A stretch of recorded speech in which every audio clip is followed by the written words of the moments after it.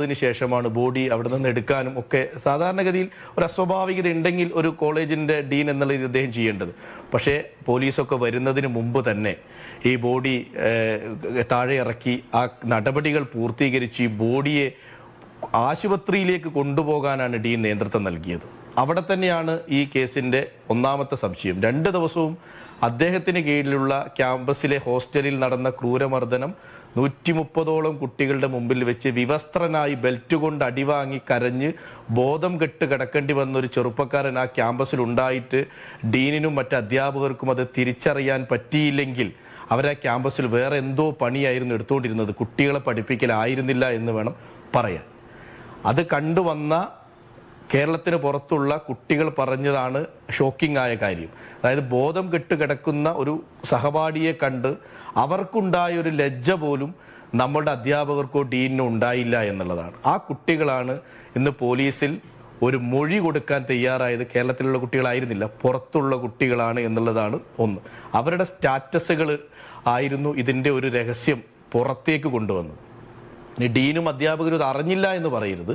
കാരണം ഈ മരണത്തിന് തൊട്ട് തലേ ദിവസം ആ ക്യാമ്പസിൽ 5 ഔദ്യോഗിക ഗ്രൂപ്പുകളിലാണ് സിദ്ധാർത്ഥിൻ്റെ നമ്പർ ഉള്ളത്. 5ഓളം വാട്സപ്പ് ഗ്രൂപ്പുകളുണ്ട്, അവരുടെ HOD-യുമായി ബന്ധപ്പെട്ടത്, അവരുടെ വിഷയങ്ങളുമായി ബന്ധപ്പെട്ടത് എല്ലാം. ആ എല്ലാ ഗ്രൂപ്പുകളിൽ നിന്നും സൈമൾട്ടേനിയസ്ലി സിദ്ധാർത്ഥിനെ റിമൂവ് ചെയ്തിട്ടുണ്ട്. ഒരു വിദ്യാർത്ഥിയെ എല്ലാ ഗ്രൂപ്പിൽ നിന്നും റിമൂവ് ചെയ്യുന്നത് ആ ഗ്രൂപ്പിലുള്ള അധ്യാപകരും കണ്ടിട്ടുണ്ട്, ആ ഗ്രൂപ്പിലെ വിദ്യാർത്ഥികളും കണ്ടിട്ട്. ആരും എന്തുകൊണ്ടാണ് സിദ്ധാർത്ഥിനെ റിമൂവ് ചെയ്തതെന്നൊരു ചോദ്യം ചോദിച്ചില്ല. അതായത് ഈ പരാതി സിദ്ധാർത്ഥ് ഒരു സ്ഥലത്ത് പറയാൻ ഇടവരുന്നത് വാട്സപ്പ് വഴിയാവാം, അല്ലെങ്കിൽ ഫോൺ വഴിയാവും. ആ ബന്ധത്തെ ആദ്യം ഇവർ കട്ട് ചെയ്തിട്ടുണ്ട്. അപ്പോൾ ഇത് വെൽ പ്ലാൻഡ് ആണ് ഈ സംഭവം ഉണ്ടായത് എന്നുള്ളതാണ്. ആ വെൽ പ്ലാൻഡായി നന്നായി എക്സിക്യൂട്ട് ചെയ്യാൻ കഴിഞ്ഞത്, അവർക്ക് ധൈര്യം കൊടുത്തത് അവരുടെ സംഘടനാ ശക്തിയും അവരെ സഹായിക്കുന്ന അധ്യാപകരുടെ പിന്തുണയും മാത്രമാണ്. വയനാട് പോലെയുള്ള ഒരു ജില്ലയിൽ എൻ്റെ ഓർമ്മയിൽ ആദ്യമായിട്ടാണ് ഇത്തരത്തിലൊരു അനുഭവം ഉണ്ടായത്. ഞങ്ങളുടെ ജില്ലയെ സംബന്ധിച്ചിടത്തോളം ഞങ്ങൾക്ക് തന്നെ വലിയ പ്രയാസമായി. കാരണം ഇത്തരം ഒരു അനുഭവം ഞങ്ങളുടെ ജില്ലയ്ക്കകത്ത് ഉണ്ടായിട്ടില്ല. നിങ്ങൾക്ക് അന്വേഷിച്ചാലും അറിയും, മറ്റുള്ളവരുടെ കേട്ട് കഥകൾ മാത്രം കേട്ടവരാ ഞങ്ങൾ.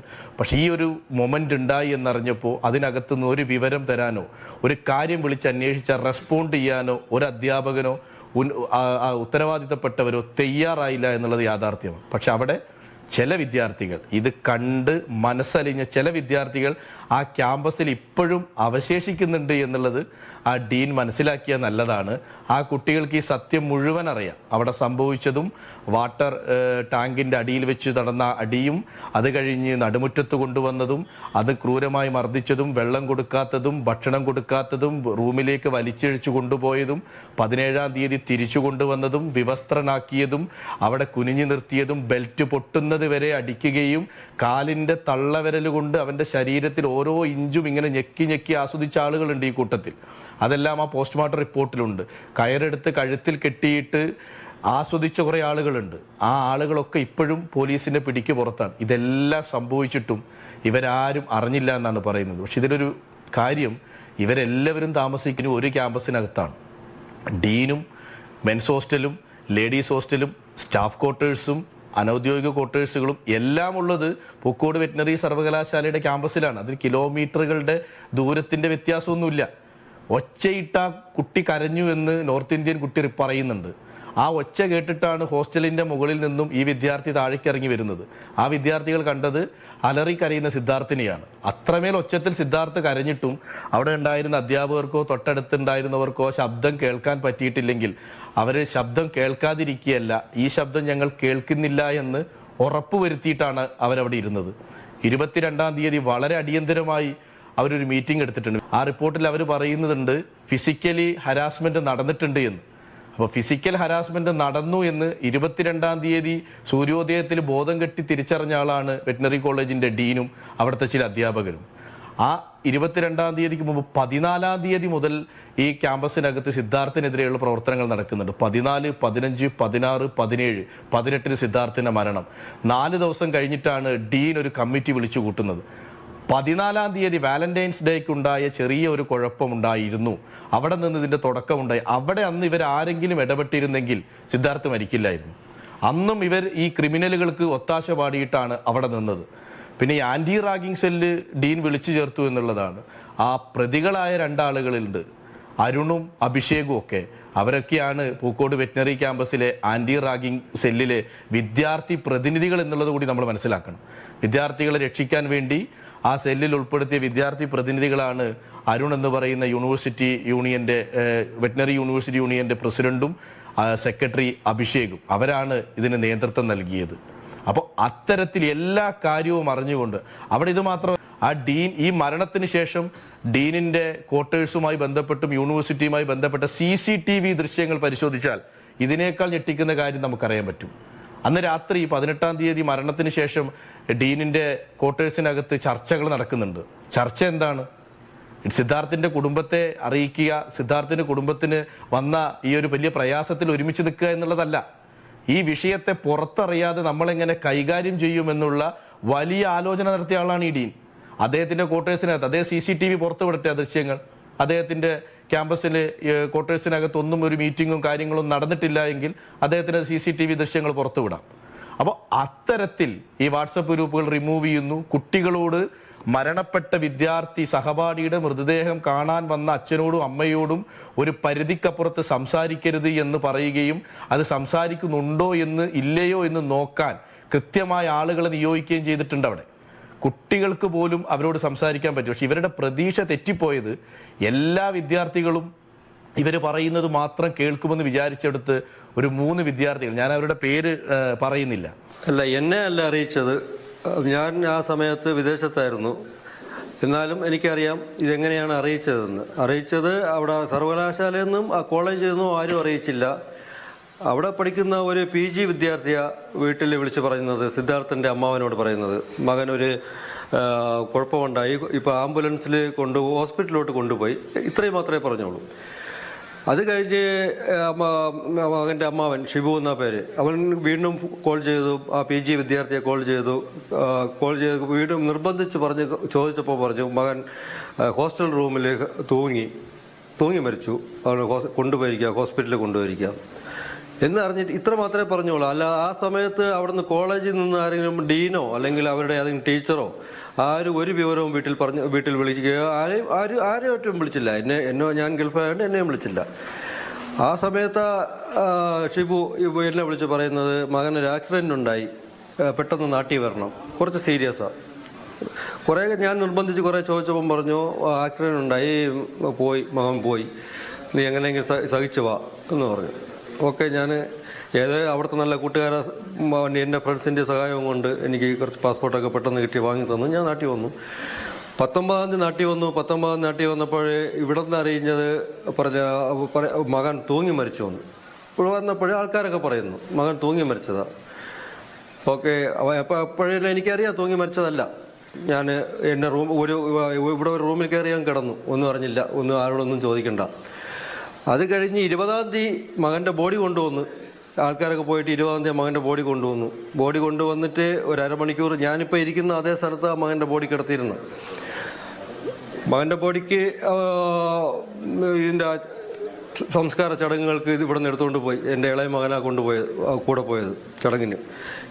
ഇവിടെ വീട്ടിൽ ഇരിക്കാൻ വയ്യാതെ ഞാൻ കുറച്ച് വീട്ടിൻ്റെ പുറത്തോട്ടിരുന്നപ്പോൾ അവൻ്റെ കുറച്ച് കൂട്ടുകാർ വരുന്നുണ്ടായിരുന്നു. അവൻ്റെ കൂട്ടുകാരാണെന്നറിയില്ല, കുറച്ച് സ്കൂൾ കുട്ടികൾ വരുന്നു, കോളേജ് കുട്ടികൾ വരുന്നു. ഞാൻ പുറത്തിരിക്കുമ്പോൾ ഒരു 3 കുട്ടികൾ എൻ്റെ അടുത്ത് വന്നിട്ട്, 2 പെൺകുട്ടികളും ഒരു ആൺകുട്ടി ഉണ്ടെന്ന് തോന്നുന്നു, എൻ്റെ തോളിൽ കെട്ടിപ്പിടിച്ച് കഴുത്തിൽ കെട്ടിപ്പിടിച്ചിട്ട് എൻ്റെ ചെവിയുടെ അടുത്തോട്ട് വന്നു. അടുത്ത് വന്നിട്ട് അങ്കിളാണ് സിദ്ധാർത്ഥൻ്റെ അച്ഛനെന്ന് ചോദിച്ചു. ഞാൻ പറഞ്ഞു അതെ. അങ്കിള് ഒരു കാര്യം പറയണം, ഒന്നുകിൽ അങ്കിളിൻ്റെ അടുത്ത് പറയണം, ഇല്ലെങ്കിൽ നമുക്ക് സിദ്ധാർത്ഥൻ്റെ അമ്മയോട് പറയണം. സിദ്ധാർത്ഥൻ്റെ അമ്മയോട് ഇപ്പോൾ പറയാൻ പറ്റില്ല, കണ്ണുപോലും തുറക്കുന്നില്ല. ഞാൻ പറഞ്ഞു മക്കളെ പറഞ്ഞോ, കുഴപ്പമില്ല, വേറെ ആരും നമുക്കറിയില്ല, സിദ്ധാർത്ഥൻ്റെ അച്ഛനോട് തന്നെ പറഞ്ഞിട്ട് പോകണം. ഞാൻ പറഞ്ഞു. അപ്പോഴാണ് പറയുന്നത് ഇത് പുറത്ത് ഞാനിപ്പോൾ അവർ പറഞ്ഞ പേര് ഞാനിപ്പോൾ പറയാം, എനിക്ക് കുഴപ്പമില്ല. ഇത് പുറത്ത് പറഞ്ഞ സിഞ്ചോ തല വെട്ടു അങ്കിളെ അവർ പറഞ്ഞിരിക്കുക, സിഞ്ചോ തല വെട്ടു എന്നാണ് പറഞ്ഞിരിക്കുന്നത്. അപ്പം ഇത് സിഞ്ചോ ആരെന്ന് എനിക്കറിയില്ല, ഞാൻ കേട്ടിട്ടില്ല, അപ്പോഴാദ്യമേ കേൾക്കുന്നത്. പിന്നെ കോളേജിൽ നിന്ന് പറഞ്ഞു വിട്ട് ഇത് പുറത്ത് പറയില്ലേ, ഈ കാര്യം പുറത്ത് പറയില്ലേ, പറഞ്ഞാൽ കോളേജിൻ്റെ പഠിത്തം തീരും. ഇക്കാര്യം എന്ന് പറഞ്ഞാൽ ആ കാര്യം എന്താണെന്ന് എനിക്കറിയില്ല. അവർ ആ സമയത്തും എനിക്കൊന്നും അറിയില്ല. ശരി, ഞാൻ പറഞ്ഞോ, ഇപ്പോൾ നിങ്ങൾ പറഞ്ഞോ. അപ്പോഴാണ് പറയുന്നത് സിഞ്ചോയും ഫ്രണ്ട്സും പിന്നെ അക്ഷയ്, റഹാനും ഡാനിഷ് എന്ന് പറയും. ഡാനി എന്ന് ഡാനിഷ് എന്ന് പറയും. ഈ 3 പേരും എനിക്ക് എപ്പോഴും അറിയാം. കാരണം അവൻ്റെ ഫ്രണ്ട്സാണ്. ഫസ്റ്റ് ഇയർ മുതൽ അവൻ്റെ ക്ലാസ്മേറ്റ്സാണ്, റൂംമേറ്റ്സുമാണ്. ഈ 3 പേര് എപ്പോഴും പറയുന്നത് കേൾക്കാം. ഞാൻ അവൻ്റെ അമ്മയെ വിളിക്കുമ്പോഴും ആ പേര് എപ്പോഴും കേൾക്കാം, അവനെ വിളിക്കുമ്പോഴും ഈ പേര് എപ്പോഴും കേൾക്കാം. അവരായിട്ട് ഫ്രണ്ട്സുമായിട്ട് പുറത്ത് പോകുമ്പോൾ അക്ഷയയുടെ പുറത്ത് പോകുന്നു, ഡാനിയായിട്ട് പുറത്ത് പോകുന്നു പറയും.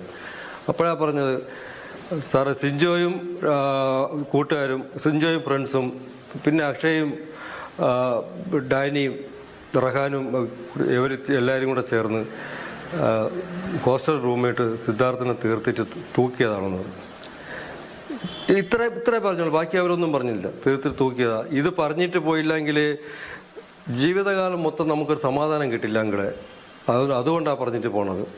ഒന്ന് ഫൈറ്റ് ചെയ്യണം. അവൻ ആത്മഹത്യ ചെയ്തതല്ല.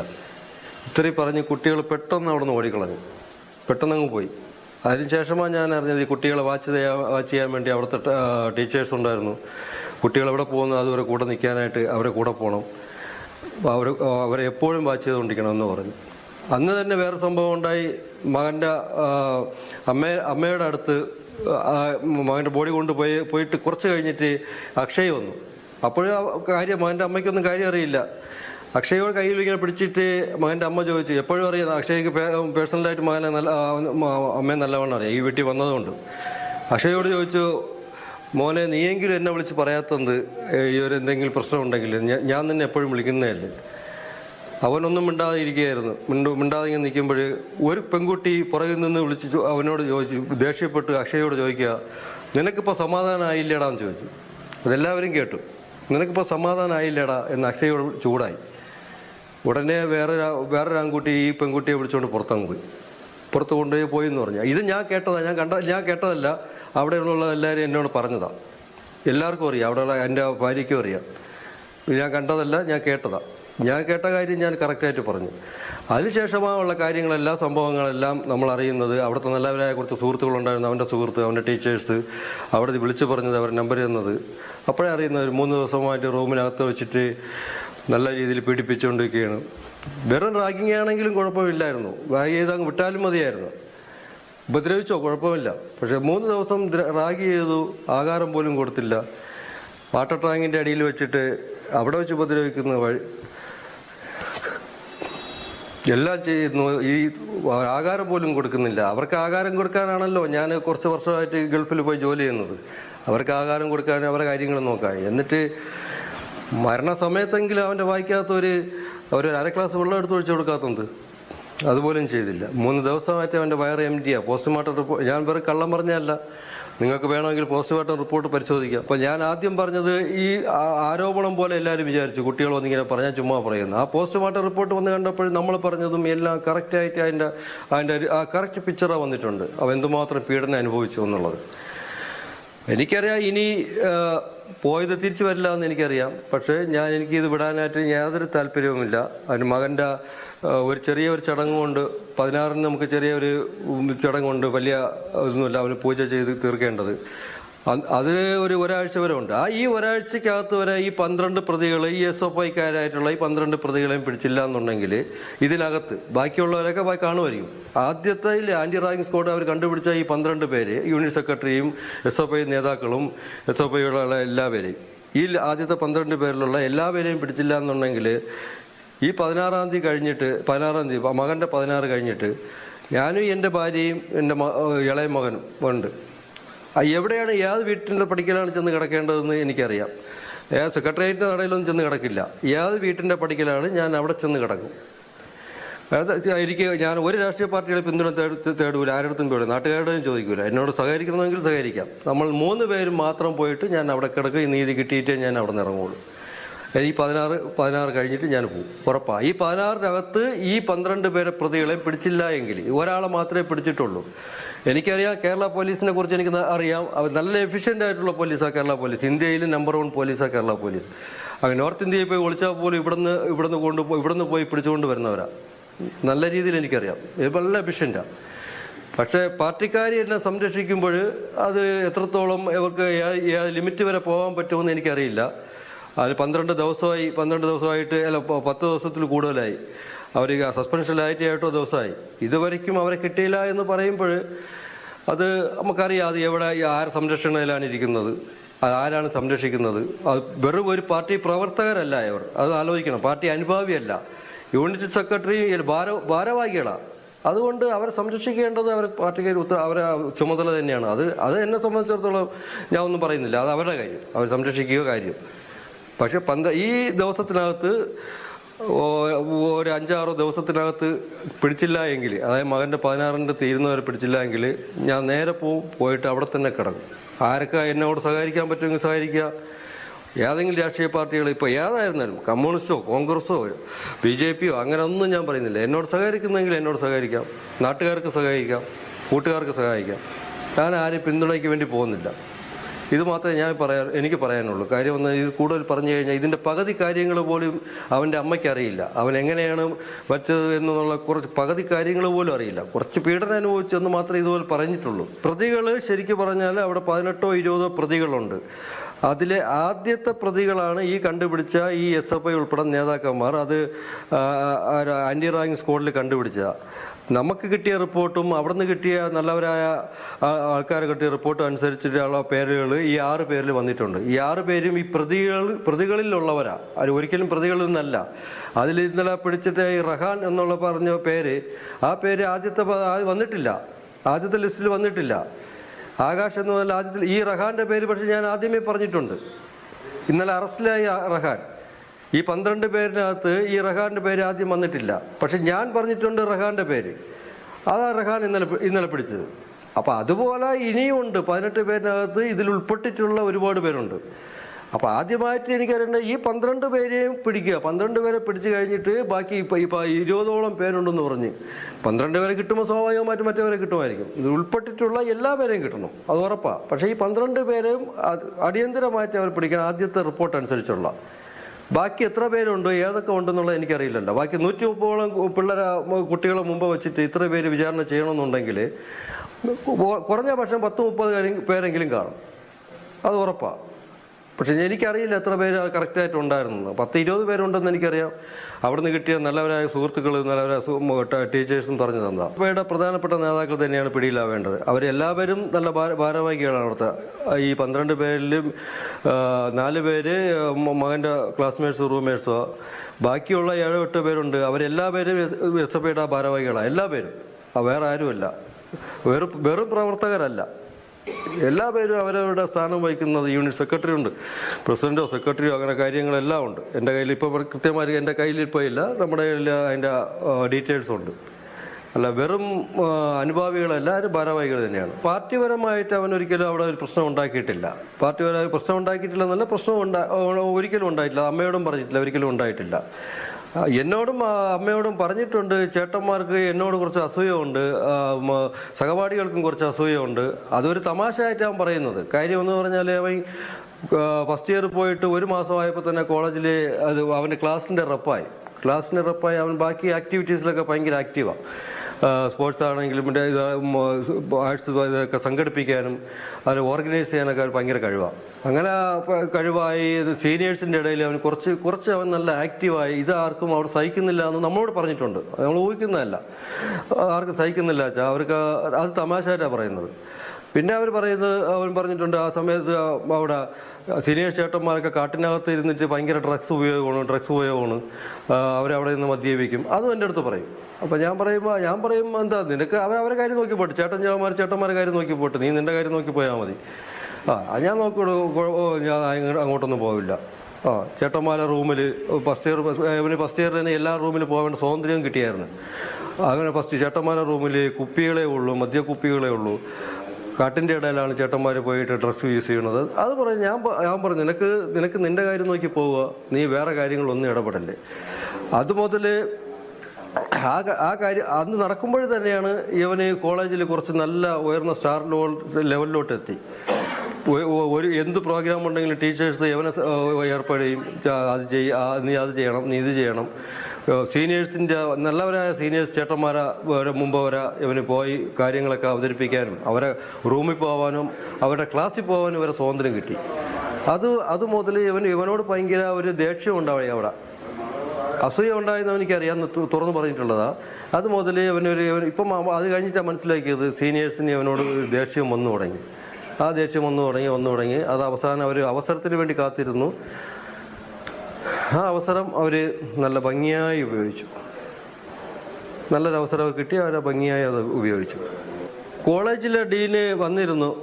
മകൻ്റെ സംഭവം നടക്കുന്നത് 18-ാം തീയതി ഒരു ഞായറാഴ്ചയാണ്. അത് കഴിഞ്ഞ് നെക്സ്റ്റ് ഞായറാഴ്ച ഡീന് വന്നിരുന്നു കോളേജിൽ, നമ്മളെ വീട്ടിൽ വന്നിരുന്നു. അത് വന്നിരുന്ന ഈ ഒരാഴ്ച ഡീന് നമ്മളെ വിളിക്കുകയോ കോളേജോ ഒന്ന് കോണ്ടാക്ട് ചെയ്യുകയോ ആരെയും വിളിക്കുകയോ ഒന്നും ചെയ്യില്ല. കോളേജിൽ നിന്നും ആരും വിളിച്ചിട്ടില്ല. അപ്പോൾ ഡീന് വരുന്നതിന് കുറച്ച് മുമ്പ് നെടുമങ്ങാട് പോലീസ് സ്റ്റേഷനിൽ നിന്ന്, എൻ്റെ വീട് നെടുമങ്ങാട് പോലീസ് സ്റ്റേഷനിൽ നിന്ന് സ്പെഷ്യൽ ബ്രാഞ്ചിൽ നിന്ന് ഒരു പോലീസ് ഉദ്യോഗസ്ഥൻ വന്ന് എന്നോട് ചോദിച്ചു, നിങ്ങൾ കോളേജിൽ നിന്ന് ഡീൻ ഇവിടെ വരണതിന് എന്തെങ്കിലും കുഴപ്പം? എന്നോട് ചോദിച്ചു, സിദ്ധാർത്ഥൻ്റെ അച്ഛനില്ല. ശരിയാ. എന്നോട് ചോദിച്ചു, കോളേജിൽ നിന്ന് ഡീൻ ഇവിടെ വരണതിന് നിങ്ങൾക്ക് എന്തെങ്കിലും വിഷയമുണ്ടോ? ഞാൻ പറഞ്ഞു, ഒരു വിഷയമില്ല, അത് അവൻ്റെ പ്രിൻസിപ്പാളല്ലേ, വന്നിട്ട് പോട്ടെ, അവൻ്റെ ഡീനല്ലേ, വരട്ടെ, എനിക്കെന്താ വിഷയം? പുള്ളി ഇതുവരെയ്ക്കും എന്തേ വരാത്തത്? ഇതുവരെയ്ക്ക് വിളിച്ചു പോലും ഇല്ലല്ലോ. ഓക്കെ, വന്നിട്ട് പോട്ട്. അത് കഴിഞ്ഞ് ഡീന് വന്നത്, ഡീനിന് അപ്പോൾ കുറച്ച് 1 മണിക്കൂർ കഴിഞ്ഞ് ഡീന് വന്നു, വീട്ടിൽ വന്നു. ഡീനിനെ പ്രൊട്ടക്ട് ചെയ്യാനായിട്ട് ഒരു നെടുമങ്ങാട് സ്റ്റേഷനിലെ ഒരു എസ് ഐ ഉണ്ടായിരുന്നു. എസ് ഐയും കൂടെ വന്നു. അത്രയും പേടിച്ച ഡീൻ ഇവിടെ വന്നു. അപ്പോൾ ഡീനാണ് ചെയ്യിപ്പിച്ച, ഡീനാണ് ഇത് കുട്ടികളെ വിരട്ടി നിർത്തിയിരിക്കുന്നത്. കാര്യങ്ങളെല്ലാം നമുക്ക് മനസ്സിലായെന്ന് ഡീന് നല്ലവണ്ണം അറിയാം. അതുകൊണ്ടാണ് ഡീനൊരു ഫോർമാലിറ്റിക്ക് വേണ്ടി അത് ഞായറാഴ്ച ഇവിടെ വന്ന് ഒരു 3 പേര് 2 പേരായിട്ട് കൂടെ വന്നു. പോലീസ് പ്രൊട്ടക്ഷനിലോടുകൂടി വന്നിട്ട് തിരിച്ചു പോയി. അത് നല്ലവണ്ണം നമുക്കറിയാം. ഡീനിനെ കൂടെ ഇതിൽ പ്രതി ചേർക്കണം. എൻ്റെക്കും ഈ ഉദ്യോഗത്തിൽ നിന്ന് പുള്ളിയെ മാറ്റി നിർത്തിയേ പറ്റുള്ളൂ. അത് കഴിഞ്ഞിട്ട് പിരിച്ചുവിടുക. ഒരു ക്യാമ്പസിൽ നടക്കുന്ന കാര്യം, എൻ്റെ മകൻ ഇത്ര അലർച്ചയോടെ ഇത്രയും സൗണ്ടിൽ അവിടെ കിടന്ന് കരഞ്ഞിട്ട് ഇവരറിഞ്ഞില്ല എന്ന് പറഞ്ഞാൽ അത് നമുക്ക് വിശ്വസിക്കാൻ പറ്റുന്നില്ല. 3 ദിവസമായിട്ട് അവിടുത്തെ ഒരു വാർഡൻ അവിടെ പോയി. ഈ 3 ദിവസമായിട്ട് നമ്മൾ അന്വേഷിച്ചപ്പോൾ വാർഡനും ഡീനും എല്ലാം ഒന്നാണെന്ന് അറിയുന്നത്.